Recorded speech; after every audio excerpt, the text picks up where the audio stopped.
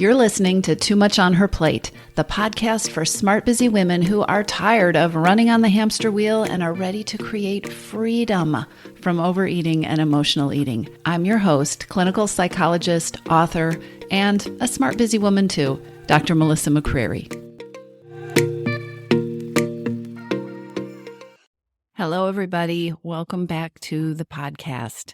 Today, I want to talk with you about overwhelm. Overwhelm is a real buzzword these days. Everybody is talking about being overwhelmed. Everybody is feeling overwhelmed. And we are living in a culture that honestly seems to nurture overwhelm. Everybody agrees that it's not a good thing, although more and more, I hear people who are talking about their overwhelm as if it's a badge of honor. Oh my gosh, I'm so overwhelmed, right? We're supposed to be overwhelmed. But here's what we all need to consider, and I'm including myself in this. I think it's really important to consider the role that each of us is playing in our own overwhelm. This question that I'm about to ask you is not coming from a place of blame. It's coming from a place of responsibility, and with responsibility and ownership, possibly empowerment. All right? So ask yourself, are you the reason you're overwhelmed, or are you part of the reason that you're overwhelmed? I want you to notice how that question lands for you. Do you nod your head? Do you agree? Or do you feel this instant urge to stop listening to me? Do you feel this instant defensiveness? Do you steel yourself in preparation for being blamed for something? Maybe it feels like I don't understand. I can't possibly understand what goes on in your life, right? So, Melissa, there's no way I'm responsible for the 150 million things on my to-do list.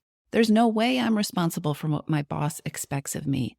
There's no way I'm responsible for everything my kids or my parents need, the demands that come into my inbox, the emails that I'm supposed to answer all the time, even as we speak, right? Okay, notice the reaction, notice the voices in your head, and if you will honor me some minutes, bear with me, stick with me, take a breath.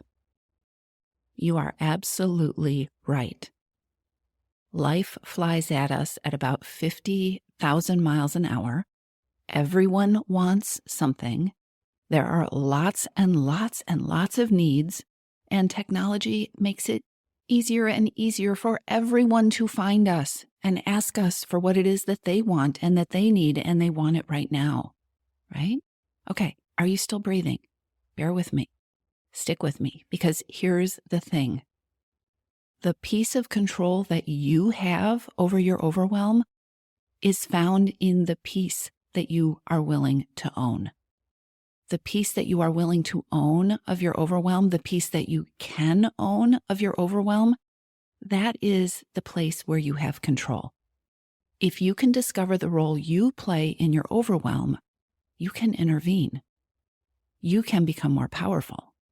And not only can you probably reduce your overwhelm, you can also ensure that you are not making it worse, or that you are generating a self-perpetuating cycle of overwhelm that is going to last and last and last, and probably get worse over time.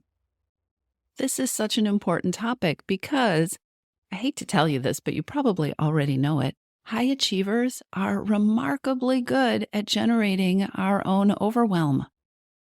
High achievers can create a to-do list like nobody's business. We can create a sense of responsibility like nobody's business. And with that overwhelm often goes overeating as a way to cope with that. And high achievers can also solve problems. When you can start to see the place where you have power, where you have control, you can start to take responsibility for feeling overwhelmed. You can start to make changes and you can break the cycle.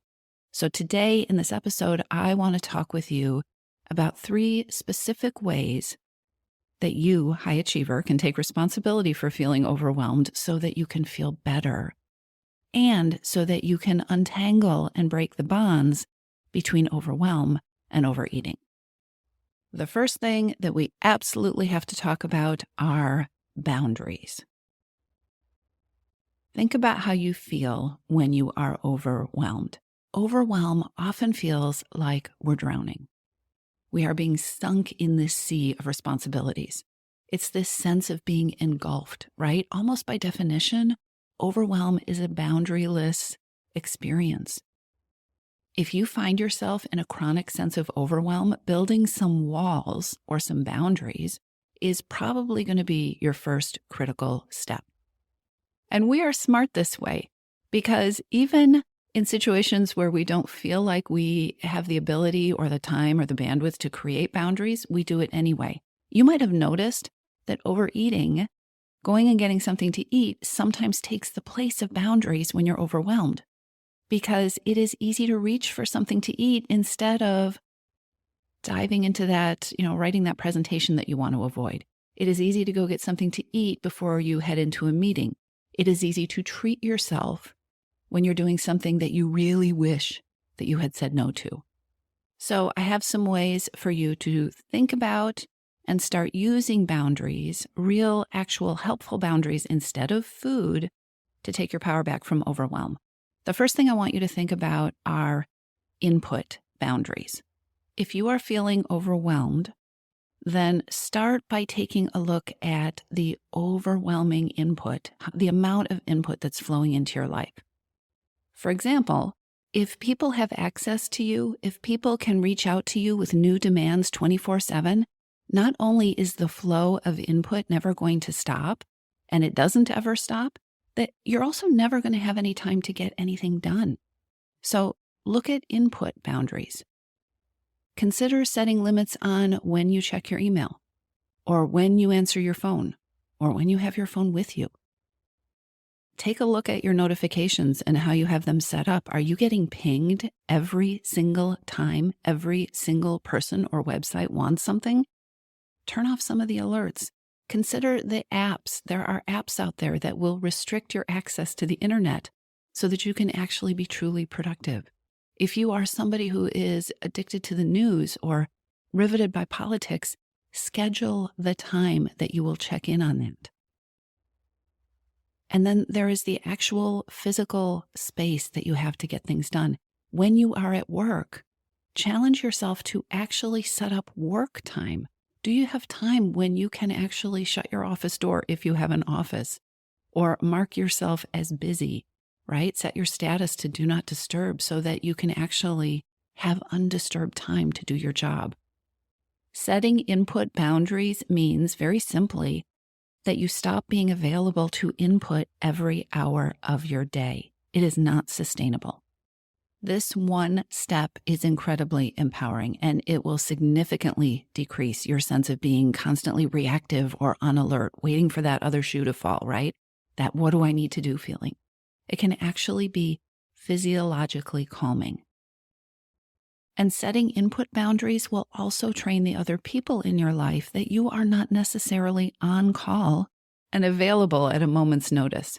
You are probably going to be amazed when you set these kind of boundaries at how many issues can be resolved by other people once they realize that you are not immediately available to save the day or to listen or to take something off their plate at the moment that they are asking for it, right? So input boundaries. That's the first thing. The other kind of boundary I really want to encourage you to look at if you are feeling overwhelmed, and if you're in this cycle of overwhelm and overeating, is what I call time boundaries. So think about it. Can you answer for me right now? Do you have a clear understanding of when you are on duty and off duty, whatever that means to you?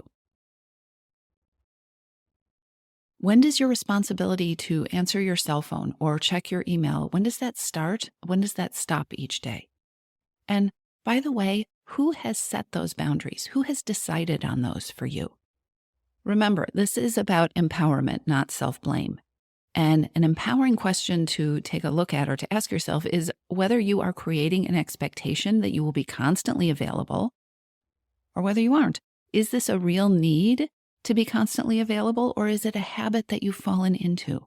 And this applies to your personal life too.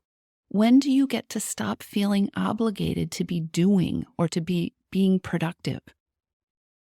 Inside the Missing Piece program, we talk about becoming the CEO of your time and energy.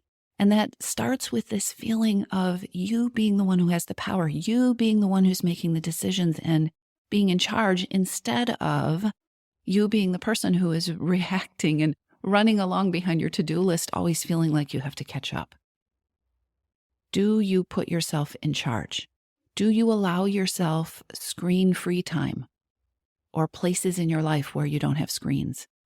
How long can you go? How long can you give yourself permission to go without checking your phone or your email or your social media without feeling anxious? Do you have time boundaries? Can you keep your phone out of your bedroom?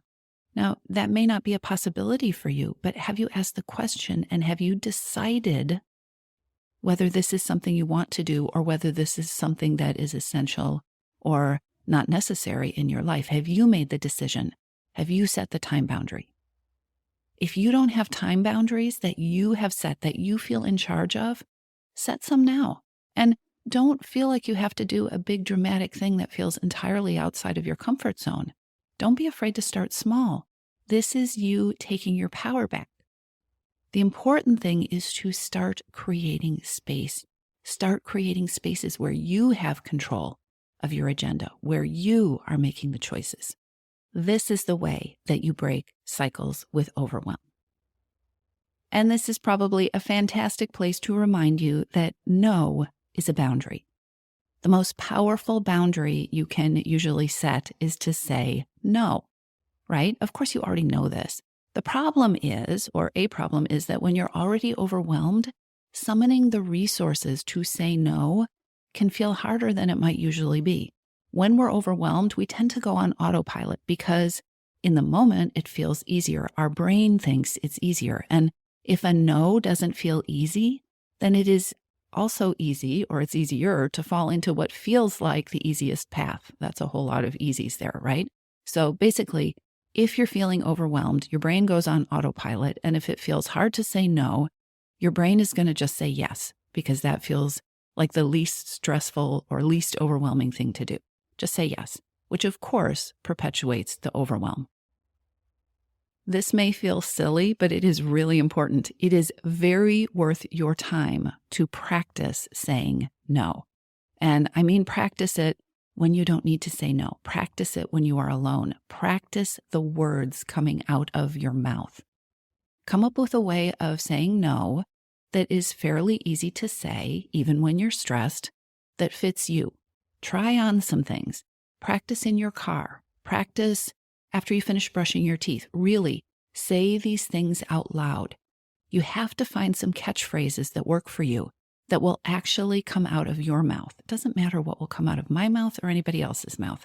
You have to say the words, try them on for size, and come up with a few that really fit you and that feel easy enough.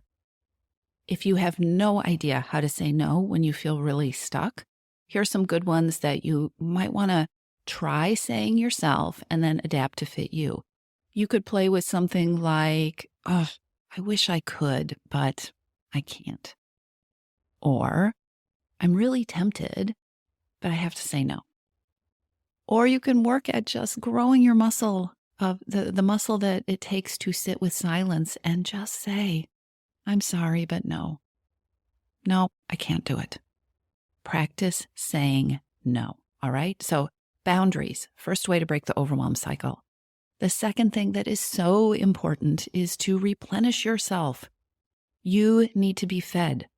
And I'm not talking about food, but again, this is the place where going to get something to eat takes the place of what you really need and helps perpetuate the overwhelm cycle. You need to be replenished. So we got to talk about hidden hungers. Hidden hungers are the underlying needs that trigger emotional eating and overeating.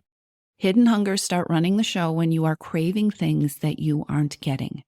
So overwhelming periods can feel like the last time to focus on self-care and me time, which is a huge hidden hunger. But actually, when you are overwhelmed, that is exactly the time to stay connected to what it is you really need and to stay connected with ways that you can nourish yourself and replenish yourself and take care of yourself, even if in teeny tiny ways. One of the most common hidden hungers is for self-care and me time. And so let's talk about that one. By the way, if you are not familiar with this whole idea of hidden hungers, I want you to be sure to go over to toomuchonherplate.com/quiz. Take the free hidden hungers quiz.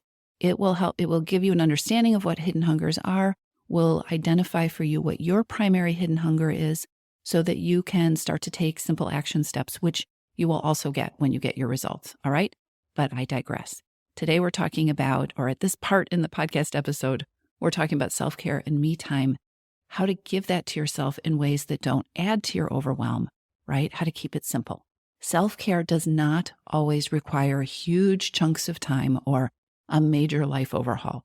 When you're overwhelmed or stressed, self-care can be as simple as taking a deep breath. It can be as simple as asking the question, okay, what do I need right now? Or showing yourself some self-compassion, taking a deep breath and acknowledging that you're going through a really hard time, or even that the last hour has been really hard. Self-care can be choosing the grocery delivery option during a difficult week, or cutting some fresh flowers for your desk from your backyard.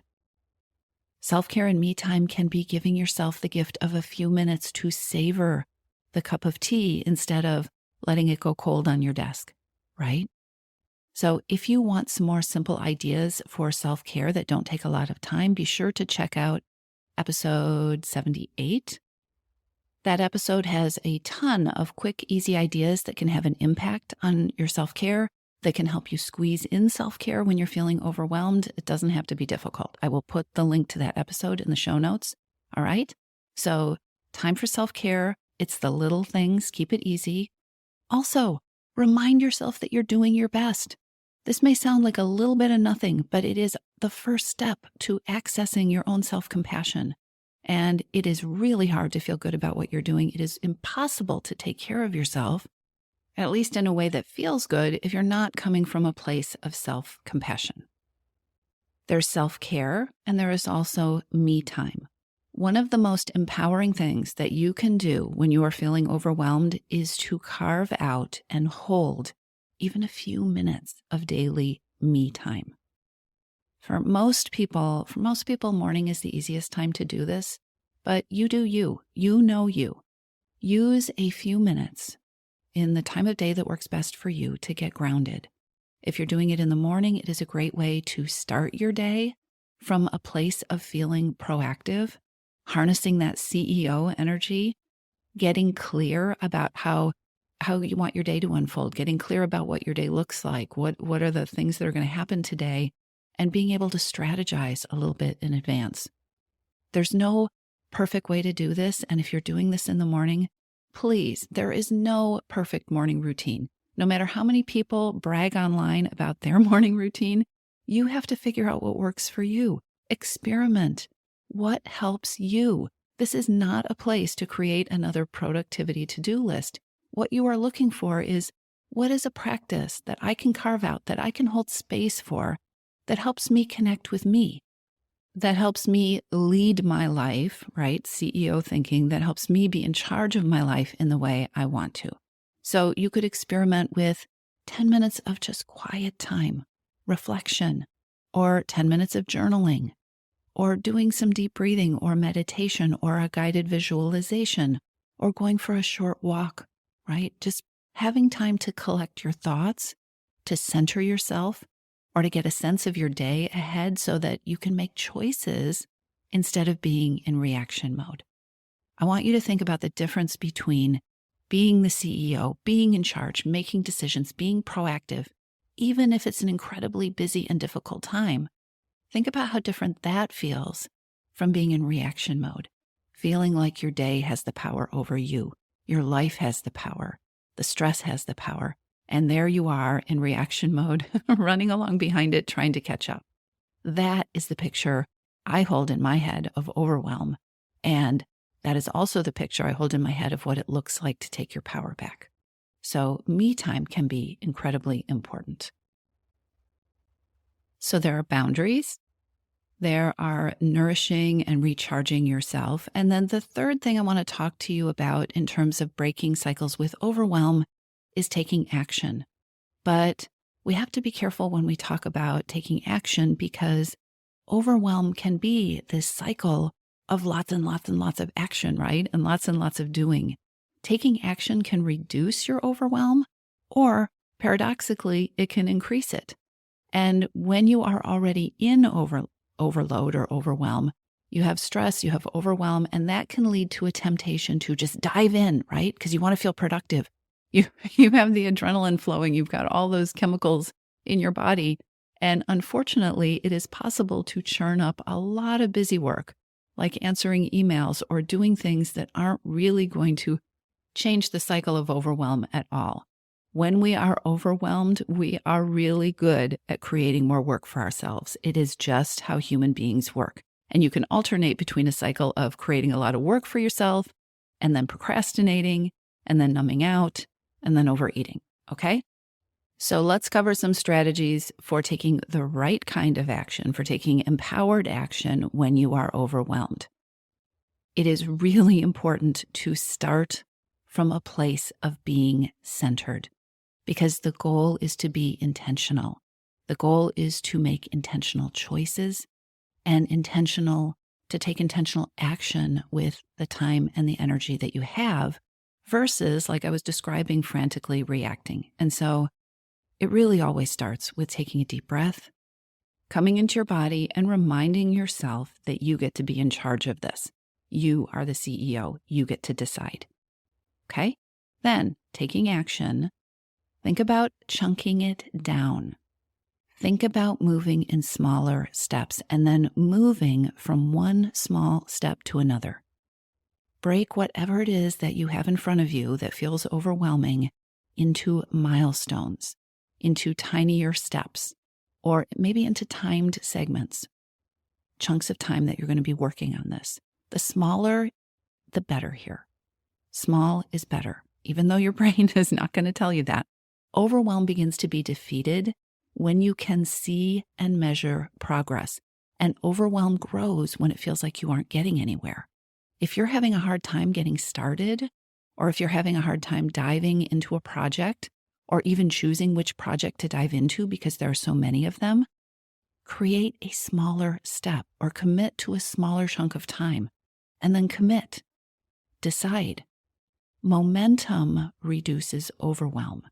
Progress and being able to see your progress reduces overwhelm. This is something that comes up over and over again inside your missing piece. And by the way, not breaking things into small steps is something we do all the time when people try to tackle emotional eating and overeating, right? We say, okay, I need to make a change. And then you look at this goal that feels so far ahead, or it's certainly not something you can accomplish today.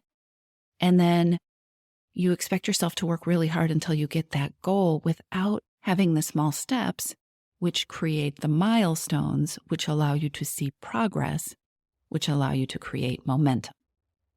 And you're a human being with a brain, and your brain can get in your way here.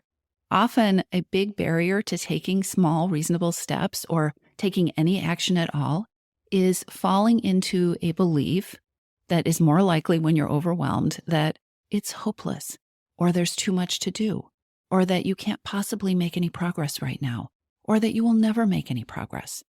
These are typical thoughts that your brain will feed you when you are overwhelmed, when you are tired, when you are stressed, when you are in the midst of this cycle.